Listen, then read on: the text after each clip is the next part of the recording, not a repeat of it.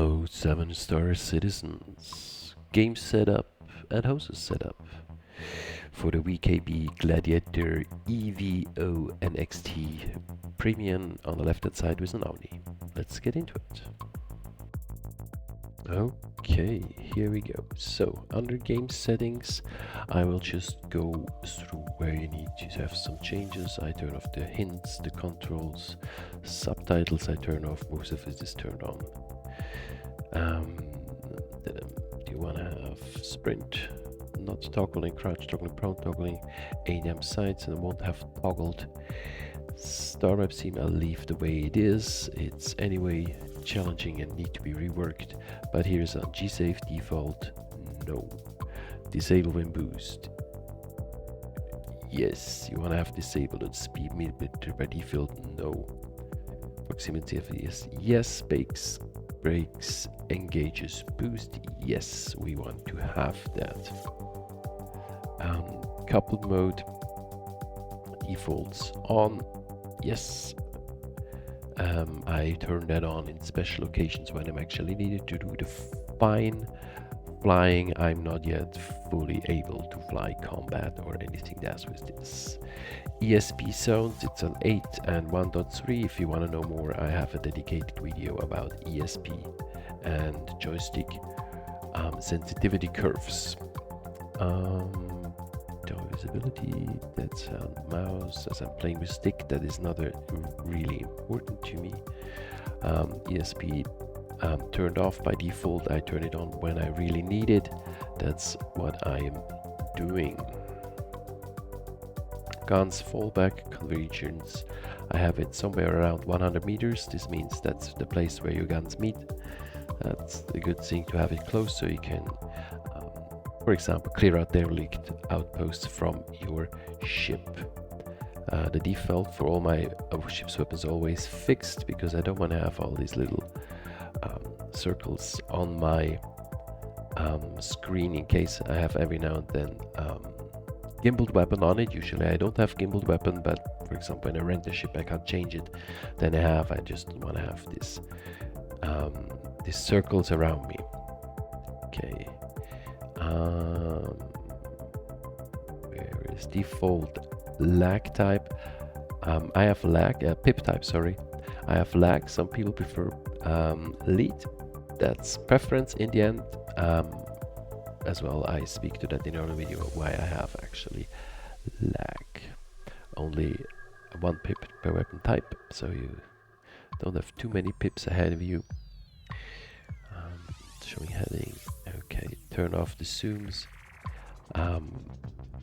Look ahead enabled, no. So all this is down here to 0. Turret look ahead, no. So this is all to 0. It helps you. Same with driver look ahead. Audio enabled padlock, no. All these G-force induced movements and camera shake, no. Down to 0. That's up to you. I like that I need to hold longer, just to not flip out of the seat when I don't want it.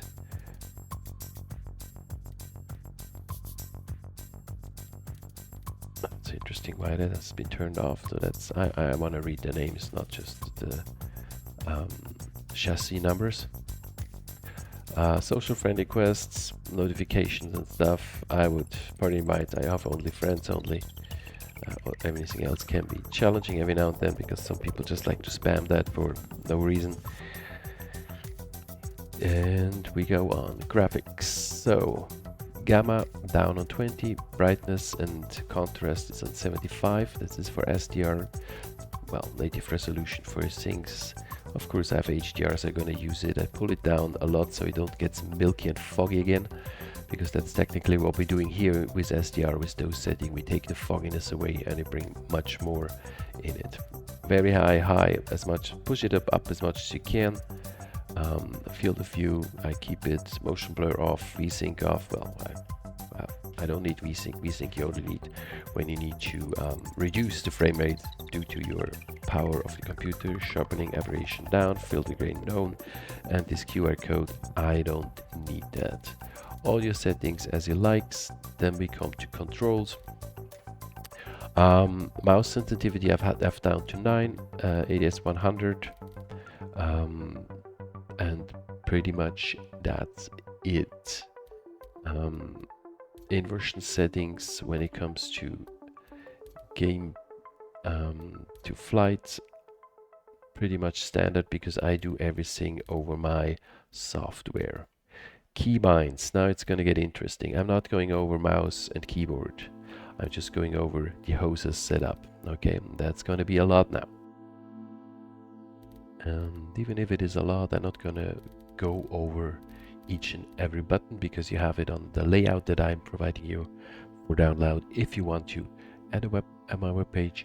And I'm just going to go over it. Yes, you have two sticks. There is just this one is in my situation the left one, and the right one is input 2. So just to make this discernment, as you have button 4 here and button 4 here, obviously as they're the same button layouts. There are a couple of things that I'm putting on my HoSaS and others I'm not putting on my HoSaS. For example, I don't want an eject button ejecting myself out of the seat button on my HoSaS, because this is not a button that I just want to have too handy. Because every now and then you just put something wrong, and then you're just out of it. Same with self-destruct. So I have this as a keybind, a very well, you have to press 2 buttons to actually do the self-destruct as well, the eject. So I just really be aware what I'm doing. Then there are things that are just handy to have, systems ready, and all these skin lock doors, because I want to do the most things that I'm actually doing on my HoSaS. And here is a cycle camera view. That's this one button that just comes straight to the outside view. Unfortunately, we cannot cycle through different looks, different presets, as we can do presets, and I made a video for that, how to do those presets over F4 and numpad, that you can actually switch from one numpad one to the other preset, or self-made setup of a view with the HoSaS. That would be very nice, but we can't do that. Well, that's how it is, so that's why is there only one, and then I need to adjust it. So I usually have one setup of the outside view that is the most prominent for you, the one I use the most. Flight movement. Well, pitch up, pitch down, you can set 2 different things for that, as we use a one movement. We have for pitch on roll, we have the one that goes in both directions. Okay, and here is always, you need to make sure that your setup is the way I want. Of course, I have flight steering, so pushing forward goes up, pushing backward goes up, and pushing forward goes down, like you would have it in an airplane. You can change those settings here under controls. Always make sure to switch here to joystick, and here you see as well you have this HoSaS 1 and HoSaS 2, and you need to change the inversion settings for each of them separately if you want that. Okay, so the thing, and then you have flight movement, and then you can see, and you see I don't have any inversion settings changed in game, because I do all of it over my software. If you have a good software, and VKB definitely offers a very very sophisticated software, and I highly recommend actually to learn how to use it. It might take a while, but it looks more complicated than it actually is from my side. So it's a very good one. Okay, so you have all these different settings. Strafe up, strafe down is then on the left. Stick, and then there is something very important. We come to throttle forward, backward, and with a stick I highly recommend you to choose absolute. Okay, in difference to use relative is better for mouse. Absolute means where you put your stick, that's the speed that you're actually having. With relative, it increases 10% for each move forward you're actually doing. So this is best as something for mouse, but not for analog steering, because you wanna, if I push my stick forward, I want to have my speed exactly where I actually pushed it. I made a whole video about explaining absolute and relative, and this is very important to understand. We have this since 320. A lot of people are very confused about it, including me. I had issues as well in the beginning. I was always throwing this game away due to that, because I was like, what the heck? And it's actually a minus version that is happening. So how you change an adapter, please go check out this other video. It is somewhere in the list below to do it. But for as an analog, as a stick player, you want to choose absolute 100%. Okay, so you want to have a decouple mode ready. I need it on the stick because if I want to do fly big ships, hull C, and similar docking on docking collars, you need a certain precision, a preciseness, and only decouple mode gives you this ability to move as slow as you can, because if you use coupled, the thrusters that balance out always go full speed.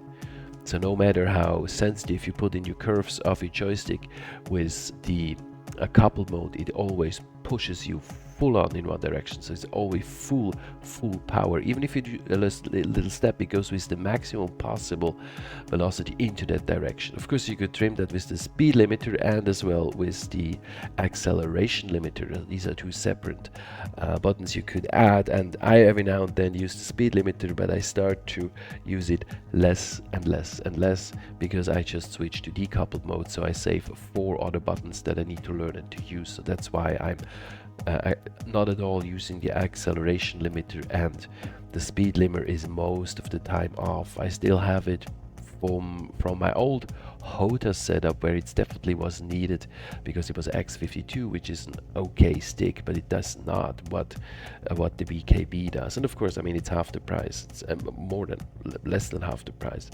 So it's obvious why there is a difference. Okay, but still the X52 is a great. I really like the stick. It was a good stick. It gave me a lot of joy, a lot of emotion, a lot of fun, and of course the enhancement I'm having now with the VKB Gladiators is just beyond. Okay, then again, you need to set up how you want to have it, where you want to have your space break. But to explain this in here, that's way too complicated. You need to see it on the patch. So what is relevant here? Docking, scanning, mining. Yeah, you just want to put on your stick what you do a lot. I do mining, I do salvage, I do combat, I do so many different things. So I'm having all these things. I want to have the docking modes easy and ready. So is the targeting. Targeting is complex, and on how it works, so that's good to have. I want to have my counter measurements all on the sticks. The power triangle needs to be very handy. That's something I really need to emphasize, that you have your power triangle ready. And there are people who have this as well, to have it increases in tabs. I just use max, and I just go, well, I need full power shields now, and I put full power shields. So far I never used an in-between step. So either my shield needs full power, or my weapons need full power, or my thruster needs full power. Okay, when you do one-to-one dogfight combat and you're onto a person and you need to be ready to fly behind this person, then you have your most of the time that you have your power to the thruster, because you need to jump behind it. As soon as your weapon goes too low, you need to one push maximum weapon energy to weapon, so your weapons speed up, load up faster till you're up there. And you need you fly away to recharge your shield. You need to wait this 5 seconds after last hit, and it actually recharge. Bam, full recharge to shield. So this in between steps, I don't need them. And if you need them, and you can tell me why, what is your advantage, I really would like to know, because I currently don't see any advantage in it. But this could be definitely my ignorance. Because again, as much as I do know, there is a lot of things I really don't know. I play since 313 and try to find my ways, and I try to do my research and figure out things, try out things. But that's that's how I'm using it. Of course, you need a reset button to get it all centered, because this is generally where you want to have it. You want to have it in the center, and then there are these crisis moments where you need to put it in one or the other direction. Or as well, when I'm starting up the ship, I start up the ship and shoot the full power into shield, so the shield charge up faster in case you have some debris in front of you on the station, or it's invisible debris that you even have. So that's just good to have there. Okay. Yeah, how you set your power. I want to power everything. I wanted to be able to turn the thrusters off. That's very important, because if you don't do that when you land and there is wind coming, your ship might just fly away. I want to turn the shields on separately, weapons on separately. I want to have that. To me, that's relevant. Okay. So lights I want to have to be on the thing. I don't use Mobiglaz on the HoSaS. I actually do EVA with the HoSaS, because it's fun. And it's yeah, it's both. Sometimes when you do the array hacks and you need to fly through these small channels, it can be more. Sometimes it's more challenging to do it with HoSaS, and sometimes it's less. It's very interesting. Sometimes then I need to suddenly change to. Oh, I'm sorry. Oh, no, I'm getting better, but I'm still slightly sick. So apologies for that stuff. But I heard yawning actually lowers your voice, and you might understand. I don't use any filters for my voice, so my voice that you're actually hearing is my voice. So I know people use this voicings to pitch down their voice. I don't do that. This is my voice that you're hearing. Well, it's recorded, so it's slightly different than in real, but still, this is my voice. And where was I? So I put EVA on the HoSaS because I really like it. I really like it. Yeah, same for ground vehicles. I always use the same setup as for flying. Same with movement spectrum, same with turrets actually as well. Turrets have as well the exact same layout like the ship itself, because I want to keep it as simple. So the body memory just needs to remember one thing.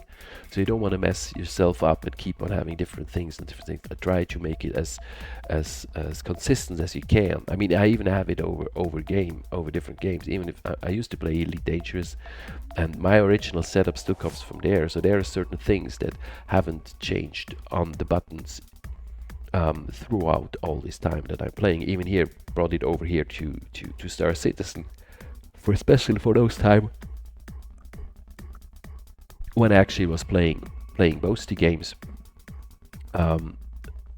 So I needed to be sure that I don't have this big challenge then when I'm moving from one to the other, or need to relearning from day to day. Of course, StarCitizen has a lot more buttons than Elite Dangerous, and I mean ridiculously a big amount or more of buttons, which is okay, which is good, and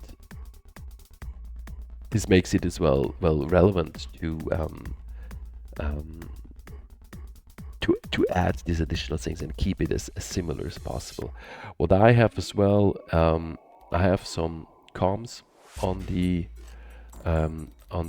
sticks for the head tracking. So enable head tracking, recenter your head tracking, and I avoid push to talk. I think that's important, because I want to do this. And this is, I mean, of course, usually we are in Discord with our friends, but when you suddenly meet someone, you want to have a short chat with someone about whatever thing on a rescue mission or something. When you land, or you have them in your ship and you talk, I wanna have that as close as I actually can. This is possible, and all the other things. Yeah, you see the advanced camera controls. In the mouse control, you can do here all the setup and having the different presets saved as the way you like it. A personalized preset on the camera view, and as I said, I made a camera, not a camera. I made a video about that, how to set up those. But this is all for mouse. You can't do that on your joysticks, unfortunately. Yeah, so well, here's our detailed settings that you have on your head tracking. I use Toby head tracker, so of course you need to actually set it up if you do that. And I don't toggle it general, so I do it use it for a couple of things, and I don't use it, but this is as well very personal, as well as those layouts. I don't change that much because it's set up very well, at least for my sim. What I turned off is gaze-based target selection. Well, I turned off and it's not. And the missile lock, because this can be